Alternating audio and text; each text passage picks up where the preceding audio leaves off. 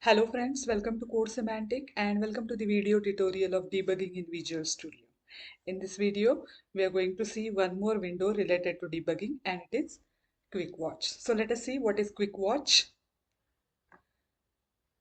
So Quick Watch basically allows you to quickly watch the value of your variable, collection or object in the current context or in the current scope. Definitely whenever you are in the debugging mode. The second thing about quick watch is it can be used to evaluate any expression. It is same like a watch window that we studied in the last video. Again, it can also be used to change the value of variable. Now, you may find some points are very much common with watch window and quick watch. So first of all, we'll see what is quick watch and then after we will see what are the differences between watch window and quick watch. So let us switch to Visual Studio. Here I'm using the same console application that we have created for studying debugging in Visual Studio. So for studying Quick Watch, I'm going to take this example that we created for studying data tips. So the file name is data tips demo, okay? And what will I do? Let me hide this. What will I do? I'll put a breakpoint here, okay? My execution control will stop at this line and then after we will observe the values of our variables using quick watch. Okay, so the first thing needed here, we have to run your program in debug mode.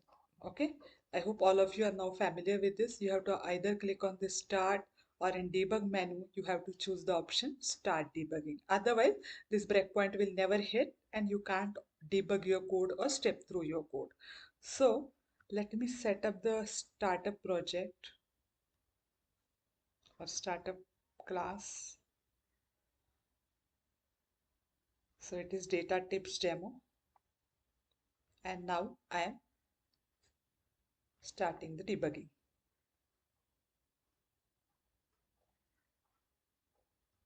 Okay, so my execution control stops here.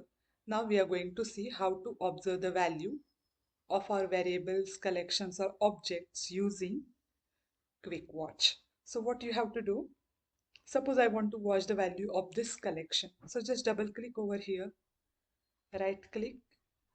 Basically you have to select that variable, okay? And then you have to say quick watch. The shortcut key is Shift F9. You can use that one also. So see. So quick watch allows you to watch the value of your collection, variable or object in separate window. Okay. And whenever you are observing the value, you can't do other actions. Okay. So remember this thing. While using watch window, what happened? It allows you to step through a code, but here it don't allows you. So you can expand it. So my list is collection of four objects. Again, you can further expand it to observe the values of that particular object. So in this way, it will help you to observe the values of your complex data. In watch window, sometimes it is difficult to watch everything. But here, using quick watch, you can easily observe it. Okay. So here you can see that whenever I'm expanding it, this expression also get changed. Even you can write your own expression. So again, I'll select this. I'll say quick watch and now let us write the expression. So for list, it is possible to use an indexer. Suppose I want to see a zeroth position item. So I can say LST course of 0. So this will give me zeroth position item. Okay. And you can verify. See, this is our zeroth position item. ID is 1, fees is 16,000. Then course name is ASP.NET MVC. Duration is 60. Okay. Again, as I said, we can change the value also. So suppose I want to change the value of duration. Say I'll make it 70. Hit a enter key and say close. Again, if you try to observe the value, you can observe it in data tips also. It got changed. So while debugging using quick watch, you can write an expression. You can alter the value. The only drawback I'll say of quick watch is that whenever you are watching the value, okay, you can't step through a code.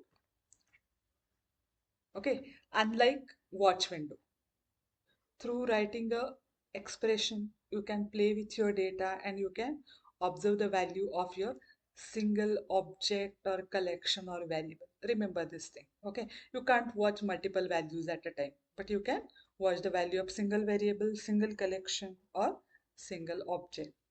And many times it is very helpful whenever you are going to watch the value of any complex type. So list is a collection, it is collection itself, and again it is holding the object itself. So in that case it is very much useful to use the quick watch instead of simple watch. Okay, so I hope you enjoy this video. If you have any doubts or any concern, you can write it to me.